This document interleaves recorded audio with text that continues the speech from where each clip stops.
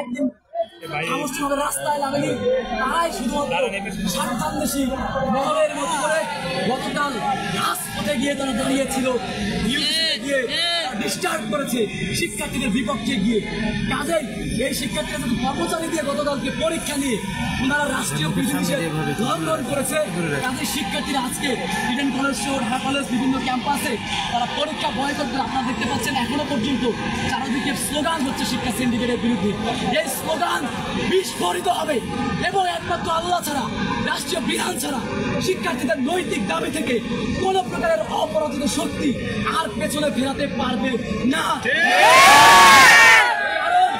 শিক্ষা অর্জন করতে এসে আমরা আর কোনো রক্ত দিতে প্রস্তুত নই। আপনারা জানেন এই শহরে উচ্চশিক্ষার জন্য আর কেউ রক্ত দেয় না। এই ঢাকা শহরের মানুষ অন্য ক্যাম্পাসের জন্য একটা মিনিট কোনো অসহ্য হয়েছে, তাদের ব্লকেট করা হয়েছে। কিন্তু গত 8 বছরে ছাত্র শিক্ষার্থীরা বারবার কেন রাজপথে যায়? তারা কি একবারও সমাধান করেছে আমাদের শিক্ষক মহোদয়গণ? তাহলে রাষ্ট্র যেখানে সুস্পষ্ট সমাধান দিচ্ছে, সুশৃঙ্খল সমাধানের পথে, সেখানে রাষ্ট্রের কাছে বাধা দিয়ে তারা কোন ধরনের সিন্ডিকেটের সেই কালো হাতকে তারা শক্তিশালী করতে চায়? আপনারা জানেন এক ক্লাসে 300-400 শিক্ষার্থী ভর্তি করা হয়। পৃথিবীর কোন নিয়মে আছে 300-400 শিক্ষার্থী এক ক্লাসে বসবে? তারা বলে উচ্চশিক্ষার সংকোচন। আমরা বলি গুণগত মান ছাড়া যদি শিক্ষা দেওয়া হয় তাহলে সেটা হবে উচ্চশিক্ষার সংকোচন। যদি গুণগত মানের উচ্চশিক্ষা দেওয়া হয় তাহলে সেটাই হবে উচ্চশিক্ষার প্রসারণ। কাজেই আমরা প্রসারণের পক্ষে, মানহীন উচ্চশিক্ষার বিপক্ষে। এবং শিক্ষা সিন্ডিকেটের প্রেসক্রিপশন যেটাকে উচ্চশিক্ষার সংকোচন বলছে, আমরা সেটাকে উচ্চশিক্ষার বিকাশ বলছি। এবং সময়ের সাথে সাথে তাল মিলিয়ে, আন্তর্জাতিক শিক্ষার সাথে তাল মিলিয়ে আমরা এই গুণগত পরিবর্তনকে সাদরে গ্রহণ করছি। তারা একটি কথা বলে যে এখানে অনার্স মাস্টার্সের শিক্ষার্থীরা সম্পৃক্ত। ফার্স্ট ইয়ার থেকে ফাইনাল ইয়ার মাস্টার্স প্রত্যেকটি শিক্ষার্থী এখানে আছে। এবং তাদের তখন দেখলে এই রাষ্ট্র যেগুলো সিদ্ধান্ত কালকে নিতেও বাধ্য হতে পারে। বরঞ্চ মিথ্যা প্রপাগান্ডা ছড়ায় এখানে মাস্টার্স অনার্সের শিক্ষার্থীরা। একদম ভুল এবং নেতিবাচক মন্তব্য। যখন তারা সঠিক যুক্তি তর্কে আসতে পারে না, ঠিক সেই মুহূর্তে মিথ্যা তৎপা দিয়ে প্রশ্নবিদ্ধ করতে চায়। কাজে আপনারা সাংবাদিক মহোদয়গণের প্রতি আকুল আবেদন থাকবে, আপনারা ক্লাসে ক্লাসে প্রয়োজনে ফার্স্ট ইয়ার থেকে ফাইনাল ইয়ার পর্যন্ত সাক্ষাৎকার দিবেন। একজন শিক্ষার্থীও দেখবেন এই উচ্চশিক্ষা সিন্ডিকেটের পক্ষে কথা বলবে না। তারা সুস্পষ্ট দেখিয়ে দিবে তার শিক্ষক কিভাবে করে নৈতিকতা বিসর্জন দিয়ে ক্লাসরুমে ঠিক মতো পড়ায় না, দিয়ে চলে যায়। এটা কোনো শিক্ষার নিয়ম হতে পারে? আমরা চাচ্ছি গুণগত মানের পরিবর্তন। জনগণের ভ্যাট ট্যাক্সের টাকায় এদেশের মানুষের বেতন হয়, সরকারি অফিসারদের বেতন হয়। আমার শিক্ষক যখন বলে আমরা প্রথমে অফিসার তারপরে শিক্ষক, তখন কষ্ট লাগে তখন এই কথা ভেবে যে কিভাবে করে একজন শিক্ষক প্রথমে তাকে অফিসার বলে তারপরে শিক্ষক বলে। আমরা তো এখনো পর্যন্ত প্রাইমারি স্কুলের শিক্ষককে দেখতে মাথা নত করে থাকি। তারা আমাদের বিরুদ্ধে অবস্থান নিল, তাদের কাছে গিয়ে মাথা নত করে কথা বলি। তাহলে শিক্ষকদের মান তো আমরা সর্বোচ্চটুকু রাখছি, কিন্তু তারা কেন সিন্ডিকেট দ্বারা প্রভাবিত হয়ে শিক্ষার্থীদের বিরুদ্ধে মিথ্যা প্রপাগান্ডা ছড়াচ্ছে? আমরা এর তীব্র নিন্দা জানাই। উচ্চশিক্ষার প্রশ্নে আমাদের শিক্ষক মহোদয়গণকে এক এবং অভিন্ন থাকার আহ্বান জানাই। আবারও সত্যিকারের হুঁশিয়ারি দিচ্ছি, যদি আমাদের নিয়ে আর কোনো ব্যাডমিন্টন খেলা হয়, আবার কোনো অধিভুক্তি নামক অভিশাপে যুক্ত করার পায়তারা করা হয়, ন্যাশনালে নেওয়ার ন্যূনতম পরিকল্পনাও করা হয়, এই ঢাকা শহর সুস্থ থাকবে না। ওদেরকে মেরে ফেললেও ঢাকা শহর সুস্থ থাকবে না যদি আমাদেরকে নিয়ে কোনো তাহলে জানেন ইন্ডিভিজুয়াল ইডেন কলেজের কিছু শিক্ষার্থীকে তারা মিথ্যা প্রপাগান্ডা ছড়ায়। আজকে ইডেন কলেজ থেকে শিক্ষার্থীরা এসে আমাদেরকে বলছে, ভাই এইভাবে মিথ্যা কথা বলে আমাদের ব্রেইন ওয়াশ করতে চায়। একটি মানববন্ধন হয়েছে ইডেন কলেজে, দেখেছিলাম। শিক্ষকরা বলে তোমাদের শ্রেণীকক্ষের নাম্বার দিয়ে দেওয়া হবে, তোমার মানববন্ধনে যাও। শিক্ষার্থীরা এসে যখন থেকে সেন্ট্রালের বিরুদ্ধে মানববন্ধন, তারা সাথে সাথে মেসেজ করে আমাদের কিছু সব ডকুমেন্টস আছে, কান্নাকাটি করছে ভাই বিশ্ববিদ্যালয়ের বিপক্ষে তারা দাঁড়াতে বলছে। এই ফুটেজ ব্যবহার করে তারা বিভিন্ন জায়গাতে শিক্ষার্থীদের বিরুদ্ধে মিথ্যা কথা বলে, যেখানে নাকি আন্দোলনের সব শিক্ষার্থী নেই। প্রত্যেকটি শিক্ষার্থী প্রত্যক্ষ পরোক্ষভাবে এখানে সম্পৃক্ত। এবং শিক্ষার্থীদেরকে বলে দিচ্ছি যে ভাই বোনেরা, যারা মিথ্যা প্রচারণা ছড়ায়, আপনাদের জন্য বিশ্ববিদ্যালয় মঞ্জুরি কমিশন, শিক্ষা মন্ত্রণালয় সবাই প্রস্তুত সঠিক ব্যাখ্যা দেওয়ার জন্য। কিন্তু দেশকে অস্থিতিশীল করার জন্য তৃতীয় পক্ষের কোনো প্রকার উস্কানিতে কোনো শিক্ষার্থী যাতে করে আর হাত না বাড়ায় এবং তাদের উস্কানিতে না পড়ে। কাজেই আমরা এক ও অভিন্ন আগামী সোমবারের মধ্যে বিশ্ববিদ্যালয় অধ্যাদেশ সংক্রান্ত ইস্যু সমাধান করতে হবে। পাশেই বদরুন্নেসা থেকে, ইডেন কলেজ থেকে, আমাদের তিতুমির কলেজ থেকে, সুরজি কলেজ থেকে, কবিরুল থেকে সবাই আছে। তারা 30 সেকেন্ড 1 মিনিট করে নিজেদের কথা বলবে, আপনারা দয়া করে একটু শুনবেন। প্রথমে ইডেন কলেজ থেকে শুনবেন। আমি স্মৃতি আক্তার, ইডেন মহিলা কলেজ। ইতিমধ্যে আপনারা দেখেছেন গত বৃহস্পতিবার আমাদের ইডেন কলেজে একটা মানববন্ধন হয়েছে। সেই মানববন্ধনটিকে ঘিরে আসলে যে সত্য মিথ্যা যেই ধরনের কাহিনী ঘটছে ক্যাম্পাসগুলোতে, সেগুলো আমি একটু বলি যে মানববন্ধনটা হয়েছিল সেই মানববন্ধনে আমাদের মেয়েদেরকে পরীক্ষা ছিল, পরীক্ষার হল থেকে তাদেরকে বলছে যে তোমাদের পরীক্ষা পাশ করিয়ে দিব, তোমরা মানববন্ধনে যাও। ওই এতদিন যখন আমরা আন্দোলন করলাম তখন তো তারা এই ধরনের কথা বলেনি। গতকালকে তারা ইউজিসিতে গিয়ে আন্দোলন করলো, কেন করলো সেই আন্দোলন শেষ মুহূর্তে এসে, যেখানে অধ্যাদেশ হয়ে যাচ্ছে, এখন তারা কেন এত ধরনের সমস্যা কথা বলছে? এতদিন তো আমাদের এই 8টি বছর যে ছাত্রদের যে এত দুর্ভিক্ষ সহ অবস্থায় ছিল, তখন তো কলেজের শিক্ষকরা রাস্তায় নেমে আসেনি, তখন তো তারা আমাদের সমস্যা নিয়ে কথা বলেনি। এখন তারা কেন ইউজিসি থেকে আন্দোলন করছে?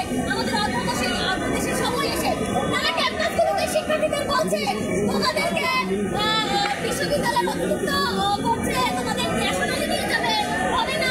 শেষে শিক্ষার্থীদেরকে বলছে যে তোমাদের পরীক্ষায় পাশ করিয়ে দিব, তোমাদের নেক্সটে যদি কোনো আন্দোলনে দেখি তাহলে তোমাদের মার্ক পরে ভাইবাতে তোমরা কিভাবে পাশ করো, তোমরা কিভাবে ইডেন কলেজ থেকে বের হও, আমরা দেখে থাকবো। এই ধরনের শিক্ষকদেরকে আমরা সম্মান দিয়ে তাদের ক্লাসে যেতে পারবো, তাদের সেই ক্লাস করতে পারবো। আপনারাই বলেন, তারা কি কোনো শিক্ষা ক্যাডার হলো? তারা শিক্ষকের আগে তারা বলে আমরা অফিসার।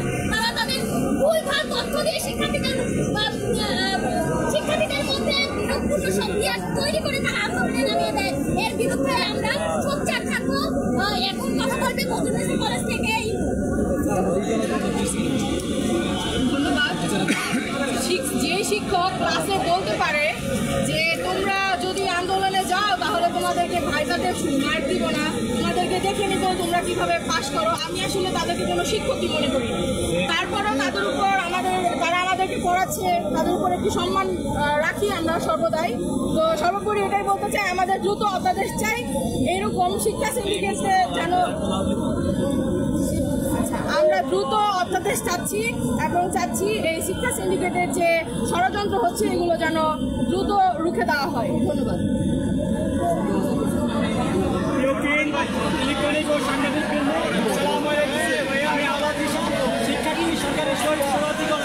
আপনারা জানেন বিগত 8 বছর থেকে সরকারি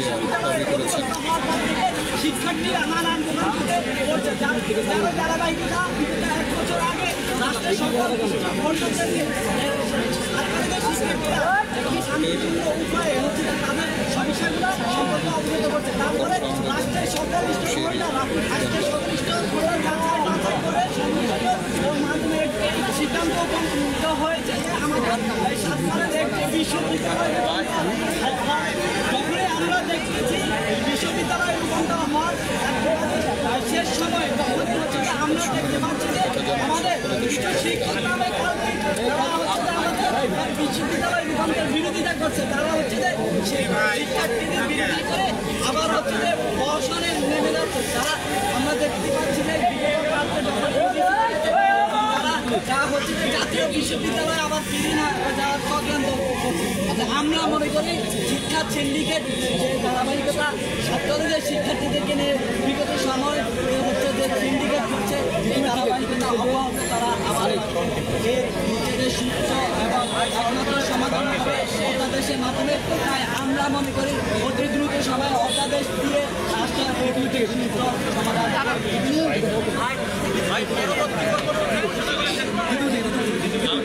আসসালামু আলাইকুম, আমি তিতুমির থেকে মোহাম্মদ সানি বলছি, অ্যাকাউন্টিং ডিপার্টমেন্ট থেকে। আপনারা দেখেছেন বিগত দিনে তিতুমির থেকে একটি আন্দোলন হয়েছে তাই না তিতুমির বিশ্ববিদ্যালয় নিয়ে, কিন্তু আমাদের শিক্ষার্থীরা যখনই বুঝতে পেরেছে তিতুমির বিশ্ববিদ্যালয়ের আন্দোলনটি আসলে যৌক্তিক আন্দোলন নয়, তখন থেকেই তারা হচ্ছে এই সেন্ট্রাল বিশ্ববিদ্যালয় নিয়ে তখন থেকে তারা এই সেন্ট্রাল বিশ্ববিদ্যালয়কে নিয়ে স্বপ্ন দেখছে এবং এই সেন্ট্রাল বিশ্ববিদ্যালয়কে নিয়েই তারা এগোতে চাচ্ছে।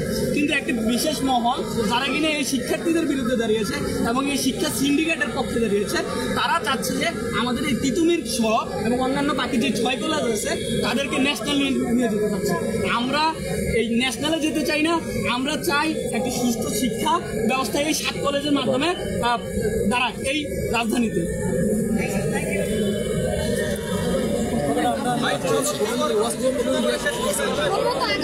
আসসালামু আলাইকুম, আমি সাদমান সাজিদ, কবি নজরুল, গণিত ডিপার্টমেন্ট। আমাদের কলেজে যখন আমরা ক্লাস করতে যাই তখন আমাদের স্যার থেকে আমরা শুনতে পাই যে আমরা আদালতে রিট করবো তোমাদের এই সিদ্ধান্তের বিপক্ষে। তিনি আমাদের আরও বলে যে আমরা এই রকম কাঠামোর বিপক্ষে আছি, আমরা চাই যেন ন্যাশনালের মতো করে একটা কাঠামো হোক, আমরা এরকম বিশ্ববিদ্যালয় কাঠামো আমরা চাই না। এইসব শিক্ষকের মানে ক্লাসে আমরা কীভাবে উপস্থিত হতে পারবো, তাদের প্রতি আমাদের শ্রদ্ধার জায়গাটা কীভাবে বজায় থাকবে? এসব শিক্ষক আমাদের ভাইবা এবং প্র্যাকটিক্যাল ল্যাবের পরীক্ষার আগে দিয়ে তারা আমাদের থেকে টাকা দাবি করে যেন তোমাদের ভাইবার প্র্যাকটিক্যালে এক্সটার্নাল যখন ঢাবি থেকে আসে আমরা যেমন মাঠ বাড়াই দিতে পারি। তো সেই শিক্ষকদের বিরুদ্ধে আমরা এটাই বলতে চাই যে আপনারা আপনাদের শিক্ষকের জায়গাটা বজায় রাখেন, আর আমরা শিক্ষার্থী যেন তাদের আপনাদের সম্মান করতে পারি সেই জায়গাটা আপনারা বজায় রাখেন। এই বলে আমি সাংবাদিক ভাইদের ধন্যবাদ, আপনারা প্রতিনিধি আছেন, আপনাদের মাধ্যমে কিন্তু আজকে এত ভালোভাবে সংগঠন প্রচার হচ্ছে এবং অন্তর থেকে ধন্যবাদ আপনাদের জানাই। আমরা শেষ জাতিকে এই যে বৈষম্য হচ্ছে শিক্ষা সেই সঠিক তথ্যটি সিন্ডিকেটের বিরুদ্ধে আপনারা জাতিকে তুলে ধরবেন, সেই প্রত্যাশা রেখে আপনাদের প্রতি অন্তরস্থল থেকে লক্ষাধিক শিক্ষার্থীর অন্তর থেকে কৃতজ্ঞতা জানাচ্ছি সাংবাদিক ভাই বোনদের প্রতি। আচ্ছা, আব্দুর রহমান ভাই, সেগুলো সোমবার পর্যন্ত কি আপনারা আপনাদের ক্লাস পরীক্ষা বর্জন করবেন?